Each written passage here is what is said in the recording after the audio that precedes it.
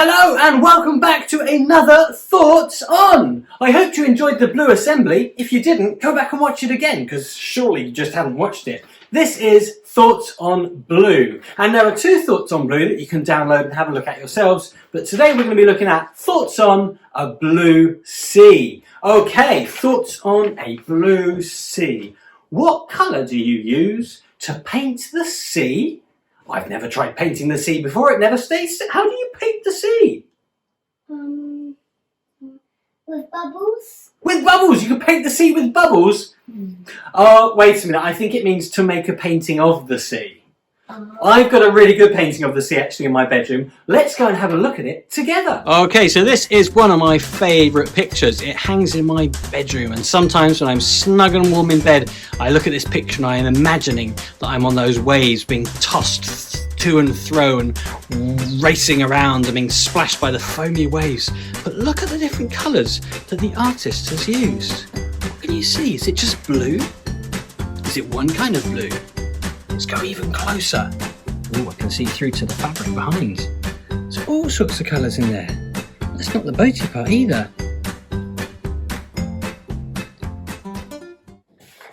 Well, we spotted all sorts of colours, didn't we, on our painting there of the sea. And I love that painting also because it's of where I live. It's a picture of the beach in Seaford looking out towards New Haven.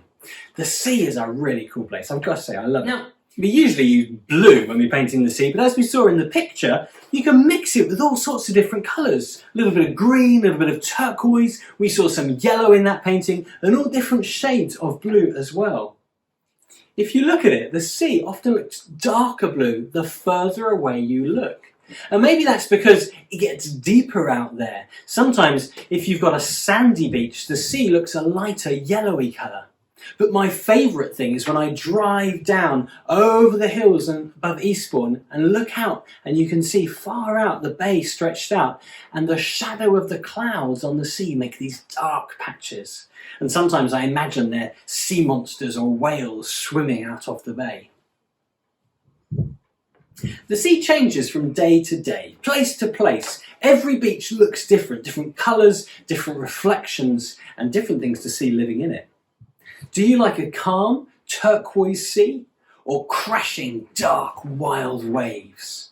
Like a Caribbean beach or more like Seaford and Eastbourne beaches? What do you prefer?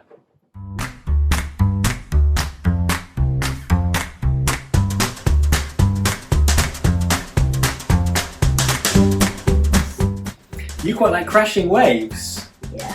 Why is that? So exciting and fun. It is exciting, it's fun to think. So I hope you don't go swimming if the waves are too crashing. It can be very dangerous, but I do love seeing them crash up against the shore.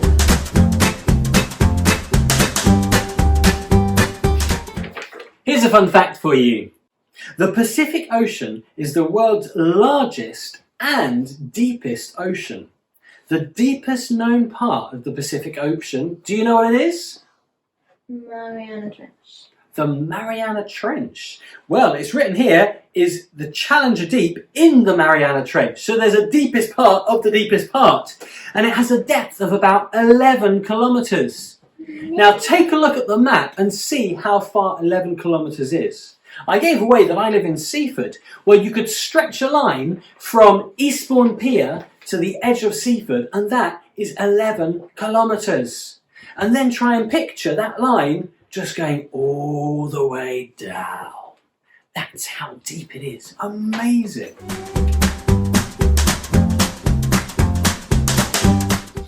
Here's another idea about how deep and how amazing the ocean is. The ocean covers 70% of our planet.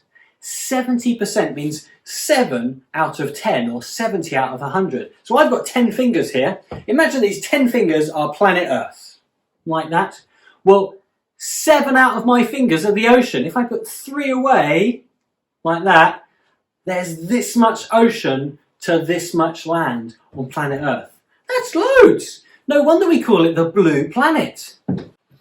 The sea has the power to affect rainfall, flooding and droughts, and it is home to many plants and animals. It's not known how many plants or animals live in the seas because 95% of the ocean is still unexplored. That means we only know 5 out of 100. How could we work that out on our fingers? If I had 10 fingers, that would mean that half of my finger is what we know of the ocean and the rest is unknown. That's amazing. Or if there were 10 people all holding up their hands, the hands of only one person shows the percentage, the amount of the sea that we know, and everybody else's hands is what's unknown. Try doing this in your class. 10 of you, put your hands up. Off you go now. There we go. We've got 10 pairs of hands in the air. That means we've got 100 fingers. And only one of you put one hand down. That's how much of the ocean we know. The rest of it is still to be explored and discovered. That's amazing. The oceans are enormous. The Bible uses words to paint a picture of God and his relationship to the oceans. Of course, the very first book of the Bible tells the story of God making everything, therefore it belongs to him. Then God said, "Let the water beneath the sky be gathered into the oceans, so that the dry land will emerge." And so it was. Then God named the dry land earth and the water seas. And God was pleased. In another book, the book of Psalms, which Caroline read from in our assembly, it says, "He calls the waters of the sea and pours them over the face of the land." That's what we would call the water cycle. And you've probably learnt about that at school, how the sun evaporates water from the seas, they gather into clouds, and as they move over the lands and the mountains, they rain back down as rain. And that is how we get all the living things on the earth. Well, the Bible describes God as being a part of that process, that not only did he make it, but he's involved in it continuing to move on. And this should be reassuring to us, but also for people in the ancient world, where these things were perhaps even more mysterious and strange, and in many ways terrifying. To know that God is in charge of them should be a comfort. But we've also found out over recent decades how much we can affect the oceans and the land and even the rain as well. And the Bible talks about how God put people in charge of caring for and looking after the world that we live in. Whether we are Christians or not, it's important that we learn to look after our planet. After all, it is such a beautiful place to be, and not just for us, but for the animals, the creatures, the plants that surround us too.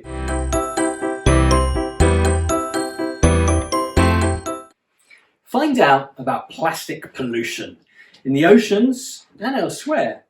What damage does it cause? What are people trying to do to clear it up? And how is it that we can help? For us who live close to the sea, it maybe seems obvious that if you drop a plastic bag or a wrapper, it's going to get picked up by the wind and ultimately washed out to sea. But everywhere we pollute, inland and near the coasts, our rubbish so often and so easily ends up being washed down and through to the seas. Let's see what we can do to make a difference in this beautiful world.